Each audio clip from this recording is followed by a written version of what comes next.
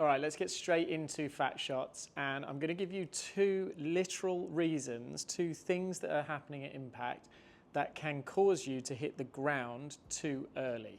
Now, before we do let's just talk about an ideal strike. An ideal strike is where that club comes into the golf ball, it hits the ball first, and then the lowest point of the swing is beyond the golf ball. That's what good players are doing. Good players are striking ball first, then the turf. Bad players, or people that fat the ball, the club is entering the ground too early. That can be two main reasons. One is low point. So if we think about low point, it is the lowest point of the arc of the golf swing. So the swing is on this arc, goes around your body. There will be a lowest point to that arc. You can think of low point as being this way and that way. Good players have their low point pushed forwards and slightly ahead of the golf ball. Bad players, and it might be due to leaving your weight back, could be an early release, lots of reasons. The lowest point of that arc is often behind the golf ball. So that's reason number one. You do tend to see people with their weight back, low point too far behind. Reason number two, you could have your low point in the right place. It could be ahead of the ball. But if you are not in control of the height of the arc, i.e. up and down on this vertical axis, then you could also enter the ground early with the club. So an example of that is if you're too low to the ground, if you've got clubs that are way too long for you, that's a good example, then because the arc height is too low underneath the ball, the ground contact will be too early. Just by lowering the arc of the golf swing, you will enter the ground too early. So in that case, it's not so much a low point issue. That player could be shifting their weight really well, could be getting onto their front foot, and all the best intentions, but because everything's too low and into the ground, too deep into the ground, that club is entering the ground way too early. So there's kind of two reasons that we talk about at impact. One is low point, one is arc depth. And we need to be really good at controlling these two things if we're going to start to strike the ball better. And if you have no other tools to use, this is a really good way to exaggerate what you're trying to do, to try and shift your low point forwards without you having to think too much about your golf swing. Now, we do like to train like that, like task-based training tends to work a little bit quicker for a lot of students. Everyone's different, but I think this is a great way, with no other external tools, just to get you pushing your low point forwards.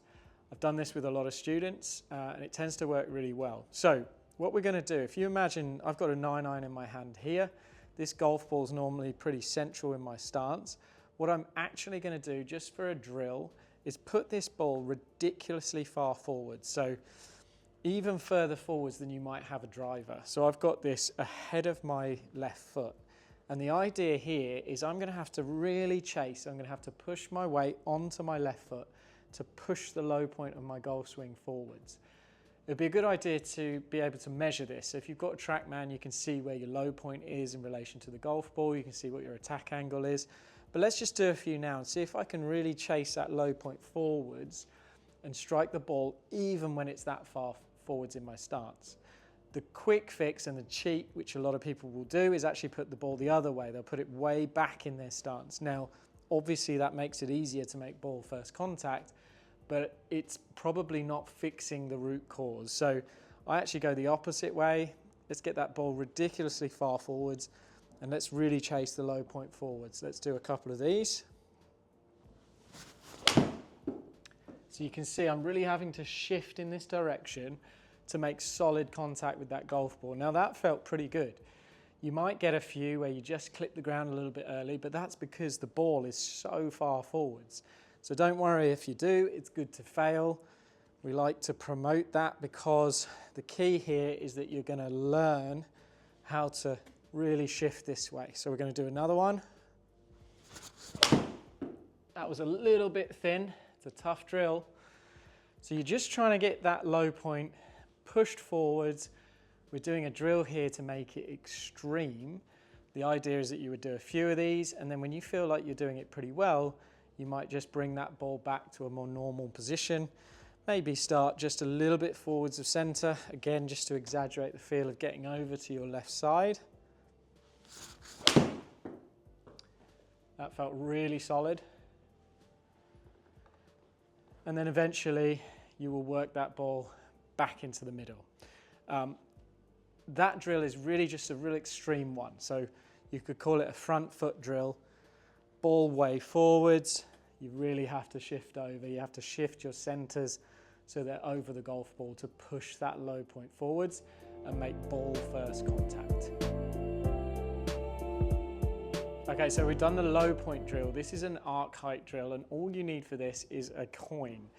Just put the coin on the ground, and the idea is just to clip the top of the coin so that it doesn't propel forwards, it just kind of clips over. Now, tough drill, really difficult to do, especially when you're doing long swings or just a full swing, but let's give it a go. So that's just clipped it. I did a really slow one just to show you. That was a really good one as well. And you can see this is just really good control of arc height. Now, if I get that arc height a little bit too low, the club's going to contact the ground too early, and this coin won't stay where it is. It's going to be propelled into the screen like that. So that was me making contact with the ground a little bit too early because everything was a little bit too low. If I'd pulled that arc height up, I would have hit just the top of the coin. Really difficult drill to do. I would start probably with chipping, start very slowly and just build up the difficulty of that drill. Great one for arc height control. So if you do have access to a Trackman or any kind of launch monitor that measures club data, I just want to show you a couple of metrics that you might want to look for. So if we look on the screen here, I've just got the range up here. I've got attack angle and I've got low point distance. So really important here, these are the two metrics that we're really going to look at when we're trying to fix fat shots.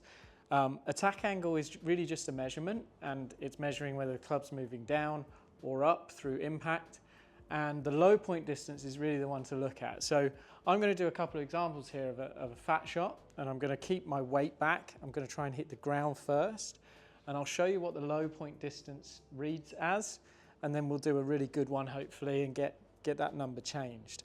So if we go like this, weight back, really obvious, but that low point distance is 5.7 centimeters behind the golf ball. As a result of that, the attack angle is up, and you can see the distance there is pretty short. That's in meters. So that's obviously going to affect the golf ball. If you're hitting it fat, you're hitting the ground first. So low point distance is a great metric to look at, especially on a Trackman like I've got here. So what I'm going to do now is I'm going to shift my pressure. I'm going to get ball first contact, and I'm going to push that low point forwards, and you'll see the difference.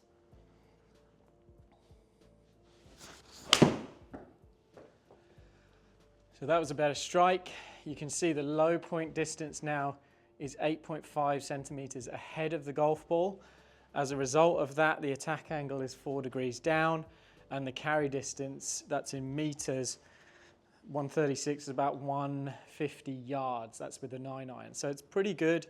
That's what we're trying to create when we get that positive strike on the golf ball. Now, the attack angle, like I said, is just a measurement, but the main thing I was focusing on there is getting the lowest point of my swing after the golf ball. Let's hit one more, but that's the feel.